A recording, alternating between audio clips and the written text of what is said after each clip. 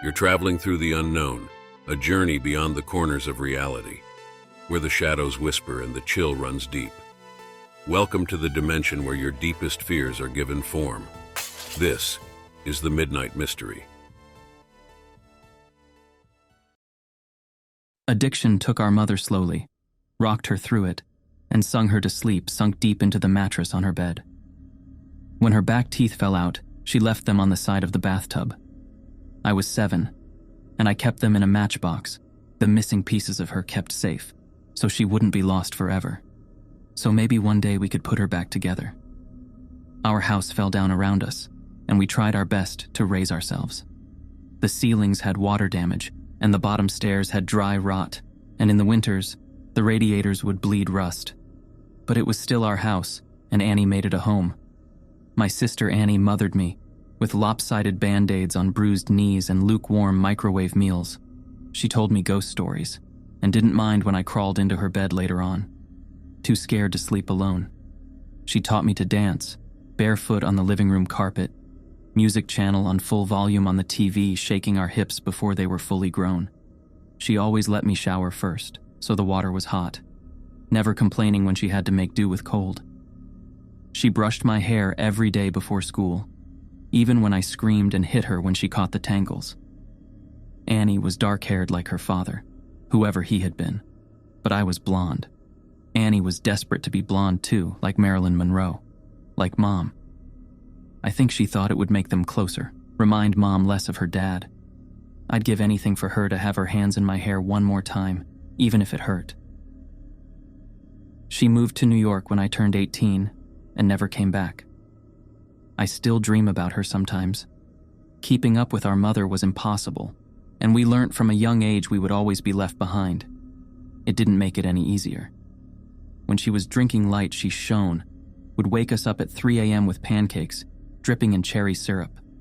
Sometimes when the weather was right, and she'd had enough being drunk alone, she would call our school up and tell them we had both come down with summer sickness, and we'd drive to the beach instead. I remember being 9 years old in the back seat of the car coming home after one of our ocean days, sucking the salt from my fingers. Annie had just dyed her hair blonde, her best friend Jane helping her bend over our kitchen sink. From behind, I couldn't tell who was mother and who was daughter, radio up and windows down blowing the sky inside. When she was drinking heavy, she'd be out all night, hair piled up like a beauty queen, eyes glazed over and ringed with glitter and black. Sometimes, she'd be gone a day or two. She would never tell us when. One day we'd just wake up to an empty house and the fridge packed full. Post-it note on the front with a smear of Mom's lipstick in the outline of a kiss, telling us she'd be back soon. Sometimes she'd bring guys home, filling the table with beer cans and ashtrays, smoke up to the ceiling. Mom lost in the haze. We'd sleep with pillows over our heads, trying to drown out the music they would blast until the a.m., and wake up to strangers at our kitchen table in the morning, asking us where we kept the coffee. When Mom drank too little, she fell apart. She wouldn't buy food, refrigerator a gaping hole in the wall. She'd chain smoke, leaving cigarette burns on the wallpaper up by the stairs like the walls were sick and decaying. She barely slept, walking around with blue half-moons under her eyes, knuckles raw. She would scream at the slightest thing. I remember once when I spilled a glass of juice on the couch. She looked over at me with dead eyes and dragged me off onto the carpet, and then took every single cushion off the couch and into the backyard and set them on fire. Annie went to watch a while from the window, and then sat next to me on the floor, backs pressed against the skeleton of the seats, head resting in the crater of my collarbones. When Mom drank too much was the worst. She'd laugh too loud and too long at anything and everything, until her mouth started to shake and she started crying, at the breakfast table into her cereal. Annie shut down when Mom was like this, went somewhere deep inside herself where nobody could hurt her. She'd stay up until the morning watching old black and white movies on TV, whispering the lines she knew by heart like prayers. When I was 5, I'd cry when I'd find Mom passed out cold on her bed, sure she would never wake up. Annie would wipe my tears, tell me she was only sleeping just like the princesses in my storybook. We'd sit on Mom's bed together and wait for her to wake up. When we were older, I was the one who would pick Mom up off the bathroom floor again and again, and Annie would put her to bed, smoothing her hair off her face and the vomit from her mouth, changing her clothes if she'd pissed herself. Watching them then, there was no doubt that Annie was the mother now. It was October, and I was 13. Annie 16. It was a Wednesday night, and Mom had been gone for 2 days. She'd called us that morning from a payphone, voice slurring down the line, telling us she was having the best time with all her new friends, hoped we were doing fine. When she asked me if I was having a good birthday, I hung up on her. My birthday had been the day before. Annie had given me a pile of presents, strawberry lip glosses, and glittery nail polishes. I didn't ask where she'd got the money for them. I didn't care. We'd taken the bus to the beach with Jane, eaten the birthday cake she had made for me, sand getting into the frosting. It tasted like sweetness in the sea, and I savored every bite and scrape of sugar against my teeth. We watched the sun go down, Annie snapping grainy photos on her shitty Nokia as I blew out my candles, wishing over and over that Mom wouldn't come home, that she'd just stay gone this time. But that Wednesday night, me and Annie weren't speaking.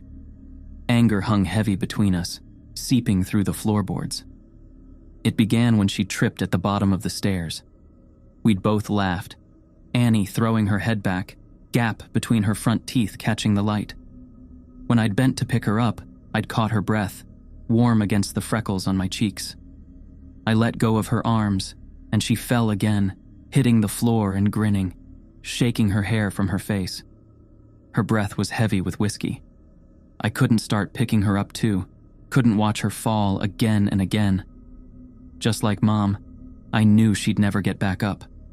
I'd stare down at her, blonde hair fallen into her eyes, and all I could see was our mother. And then I was running, feet slamming the hallway like heartbeats turned loose. I'd run for the kitchen and tipped every bottle we had down the sink, shoving Annie back as she fought to stop me, catching liquor on her fingers as it fell. She grabbed my shoulders and made me drop the very last bottle. It smashed between us on the floor, glass shards shining like we'd dragged the stars out of the sky and broken them, pieces we could never put back. Outside through the open windows, the sky turned pale gold, clouds a mess of pink and cream smeared across the horizon. I cried then, watching Annie on her knees picking up the pieces. That was Annie, always trying to fix things even when it was too late. The smell of food dragged me from my room, stomach turning traitor inside my ribcage. Annie was cooking pasta, real food not made in a microwave. She'd set the table, Tammy Wynette singing softly from the CD player, Annie gently swaying her hips as she stirred the tomato sauce, rich and warm. As we ate in silence with every bite, I forgave her. Mom never cooked dinner, or remembered my favorite was spaghetti ever since I was a kid, or stayed sober long enough to sit up at a table. Annie wasn't Mom. We were washing the dishes when we first heard it. A moth was crawling down the inside of the pane, and I cracked the window to let it out into the dark. From the backyard came a faint sound. I tilted my head to listen as it was coming from far off. Crying. I figured it was Mika, the 2-year-old next door, having a tantrum loud enough for us to catch, or maybe even Lucky Strike, the cat that junkies down the street, begging for food like he sometimes did. I always wanted to feed him when he came around, winding over my ankles, but Annie always stopped me, saying once you started giving, they never stopped taking. Looking back, I don't think she was talking about the cat. Annie flipped the Christmas lights strung up around the porch, and we sat on the plastic beach chairs watching the skies. When we were little, we'd sit outside, and Annie would tell me the names of all the constellations and the stories of how they came to be hung up in the night sky. I had to grow up before I realized she made them all up as she went along. It was a game we still like to play now, making up ridiculous stories for the shapes we could pick out. Ah, yes. That one there is the Coors Light. It got there when God dropped it out of his convertible window and never picked it up, she said, nodding sagely and hiding her smile. Of course, I said, waving my hands and pointing up past the power lines. Right next to the ashtray left there by angels on a smoke break. Yeah, they say if you wish on it, all your dreams will come true, said Annie, grinning.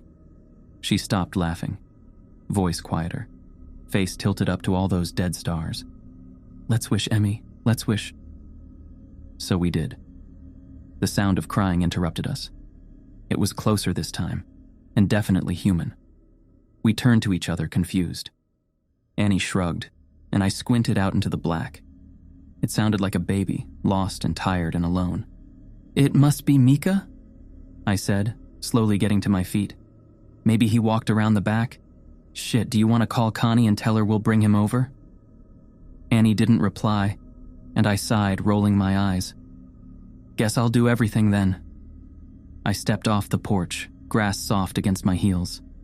The air smelled like it might rain, fresh and clean and growing. A promise unfulfilled. Annie's voice was strained. I turned to her, smiling. It died on my face when I saw the look on her own. Get inside now." She was staring out into the dark, past me, opening the door with one hand behind her, fingers fumbling on the catch. I froze, barefoot in the dirt. I'd found what she was looking at. In the bushes by the back fence was a person, crouched with their knees tucked up neat under the chin, arms wrapped around legs. Their mouth hung wide, softly opening and closing as he cried. Like a child, lost in the dark.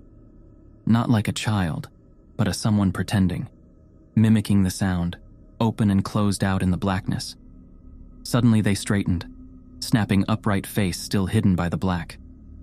They were tall and thin, too thin to be a normal person. Panic made me move, animal instincts left over from the days we lived up in the trees carrying me forward. I was faster than Annie, dragging her inside and slamming the door behind us, hearing it bounce on its hinges as I locked it. We watched as the person slowly walked towards the house, steps deliberate and long. Annie reached for my hand, holding me tight, and turned me to face her, holding my shoulders. "Don't turn around, Emmy. Don't turn around." Instinctively, I started to look over my shoulder out into the darkness. Annie grabbed my face hard and shook her head. I knew then she was serious. Her voice cracked, and she cleared her throat, gripping my hand tight enough to hurt, nails digging in, grounding herself. I looked down at our fingers interlocked, both of us grown from the same bones. "I'm gonna call the cops and everything is going to be..." Her voice faltered, stuttering. Tears spilled over her lashes, dripping like the promise of rain. Annie never cried. "Your phone's on the porch," she whispered, and bile crawled its way up my throat. Her phone was upstairs, charging. A soft tapping filled the silence. Annie turned to the window, eye whites showing her eyes were so wide. It was the sound of someone's forehead against the glass, slowly, over and over. They started to speed up, faster and harder, skin meeting glass until they was slamming into the window hard enough to shake the panes. The tapping stopped, and I was about to ask Annie if I could look now when she screamed, followed by the sound of cracking glass and the loudest slam yet. Whoever was in our yard had just smashed their face hard enough into the window to break it. We ran upstairs, two at a time, skipping the ones caved in with dry rot on instinct. I turned behind me once, and Annie yanked my face back before I could see. The sound of broken glass echoed behind us as we made it to the bathroom, locking the door. A thin, wailing cry, like a baby calling for its mother, filled the hallway, trapped between the walls and locked doors. Annie threw her back against the door, feet jammed up against the bathtub, clutching the knife she had grabbed from the kitchen. I did the same, shoulder to shoulder. Slow footsteps started on the stairs, deliberate and casual. The crying had become mocking, almost laughter, shrill bursts of sound and then giggles, high-pitched and abruptly stopping before starting again. The first door on the upstairs floor was my bedroom, and we heard the distinct sound of it slamming open. They were looking for us. "What the fuck is going on?" I asked Annie, not even bothering to brush away the tears that I couldn't stop falling. I watched my sister pick herself up off the floor and brace her hands on the door as we heard the sound of a second door slamming open. Mom's room. The next room on the hallway was the bathroom. Annie pulled me to my feet and handed me the knife. I shook my head and pushed it back to her, terrified of what would happen if I had to use it. Annie shoved me and pressed the knife into my hands, thumb pressing hard enough on the blade to bleed. I watched my sister's blood drip down her wrist, a winding red road, still pushing into my hands despite the pain. I took the knife. Something slammed against the wall that Mom's room shared with the bathroom. A high-pitched wail followed. I held my breath, could feel my heartbeat in the base of my throat, a wild and frantic thing. "I'm gonna get the phone from my room." I shook my head violently, about to argue. Annie clamped a hand over my mouth. I could taste the blood on her hand, salty and sweet, like birthday cake by the ocean. "Yes, I'm gonna get the phone and I'm gonna call the cops, and we're going to be okay." I shook my head again. "It's the only way. When I go, I need you to lock the door and you don't open it for anything or anyone. Not for me, not for anyone. Promise me." I shook my head and Annie pressed her hand into my mouth, crushing my teeth against my lips so it made my eyes water. "Yes. Promise me, Em." Something smashed in the room next door. Annie brushed the hair off my face, gently tucking it behind my ear. "Promise," she mouthed and unlocked the door as slowly as possible, bolt scraping gently. I watched the curve of her shoulder disappear into the black hall outside, like the moon in eclipse, and then she was gone. I couldn't move or breathe for a second, and then I slammed the bolt shut just as something bounced off the outside of the door. A high-pitched scream followed, handle rattling up and down hard enough to pop one of the screws. I watched it roll towards me on the tiles, and then silence. I sat with my back to the door, holding the knife and wishing I was holding Annie's hand instead. Still silence. Nothing but me and my lungs slowly filling the room with my breath. "Em?" came a voice through the door. I started, hands gripping the knife. "Honey, what's going on?" "Mom?" My voice cracked. "Mama, is that you?" I wrapped my arms around myself, shaking, trying to keep myself still. "Sweetie, it's okay, just open the door. It's okay, just let me in." The handle rattled again, gentler. "Just let me in. It's all okay." She banged on the door, and I took my handle of the bolt. "Honey, I'm sorry. I'm sorry I missed your birthday. I'm sorry I'm such a terrible mother. Please." Her voice broke and she started to cry.